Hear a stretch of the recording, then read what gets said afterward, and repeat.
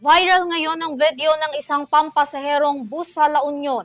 Ito'y matapos takbuhin ng patutunguhan ng 5 minuto lamang imbis na 15 minuto. Nagbabalik si Dan Villegas.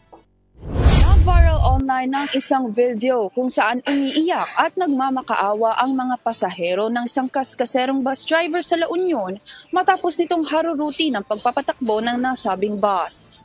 Kuya, please lang po! Kuya! Ay, Puno ng takot kung mailalarawan ang naging karanasan ng nasa 30 mga pasahero sa sinakyan nilang bus sa La Union.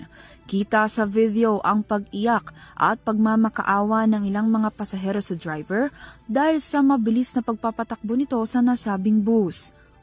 Ang iba ay sumisigaw at ang iba naman ay nagrereklamo na. Ngunit sa kabila nito, ipinagsawalang bahala lamang ito ng mismong konduktor ng bus. Base sa mga ulat, itinakbo umano ng nasabing bus ang Baloan hanggang Baknotan ng halos 5 minuto lamang, imbis na 15 minuto. Sakay rin umano sa bus ang sariling pamilya ng driver, kasama ang ilang mga bata at senior citizens na pasahero. Itinanggi naman ng bus driver ang mabilis na pagpapatakbo nito. Samantala matapos makakuha ng atensyon mula sa mga tao, ipinatigil ng Land Transportation Franchising Regulatory Board Region 1 Office ang operasyon ng nasabing bus.